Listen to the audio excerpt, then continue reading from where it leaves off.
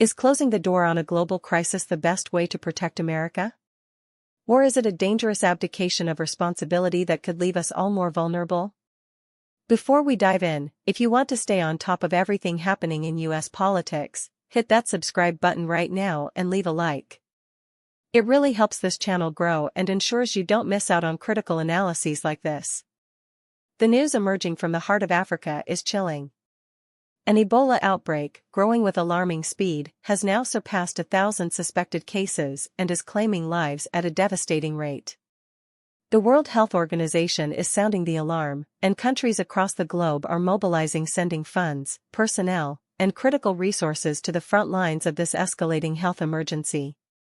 But in Washington, the narrative has taken a sharp, inward turn. Under the Trump administration, the focus has shifted dramatically. Instead of joining the international effort to contain the outbreak at its source, the administration is prioritizing keeping Ebola out of the United States. This means increasingly isolationist policies, a strategy that has left many infectious disease experts not just disappointed, but genuinely alarmed. Let's break down what this means. We're talking about a virus that, when left unchecked, can spread with terrifying efficiency.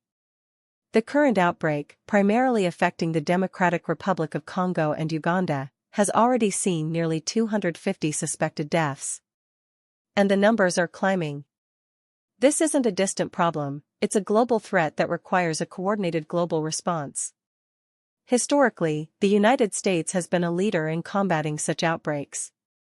We've invested in research, provided vital aid, and worked with international partners to build capacity in affected regions.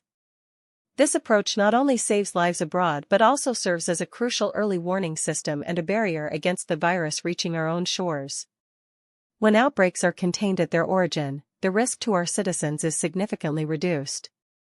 However, the Trump administration's approach appears to be a departure from this established strategy. The emphasis is on border control and limiting entry, a policy that suggests a belief that the best defense is a strong wall, metaphorically speaking. Infectious disease experts, the very people we rely on to guide us through health crises, are voicing strong concerns. They argue that this inward focus is short-sighted and potentially counterproductive. Why? Because a virus doesn't respect borders. If an outbreak is allowed to fester and grow unchecked in one part of the world, the chances of it mutating or finding new pathways to spread increase. The WHO and other health organizations are working tirelessly to trace contacts, provide treatment, and implement containment measures. These efforts are often underfunded and overwhelmed, and international support is crucial. By pulling back, or by prioritizing isolation over active engagement, the U.S. risks weakening the global defense network. Think about it, if other nations follow a similar isolationist path, who will be left to lead the charge against these global health threats? The consequences could be dire. It's not just about humanitarian aid, it's about self-preservation. A robust international response can prevent a small outbreak from becoming a pandemic, a scenario that would undoubtedly impact the U.S. economy, national security, and, most importantly, the health and safety of every American. The concern among experts is that this administration is prioritizing a perception of security over the practical realities of disease containment. They worry that the resources and attention are being diverted away from the critical work of supporting international efforts, which is, in the long run, the most effective way to protect Americans. This isn't about questioning the need for border security. It's about questioning the efficacy of an approach that seems to sideline collaboration in favor of isolation. It's about asking whether focusing solely on keeping the threat out, rather than actively working to eradicate it abroad, is truly the wisest path forward.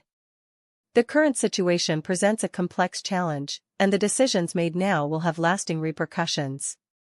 We're not just talking about abstract policy, we're talking about human lives and the stability of our interconnected world. So what do you think about this?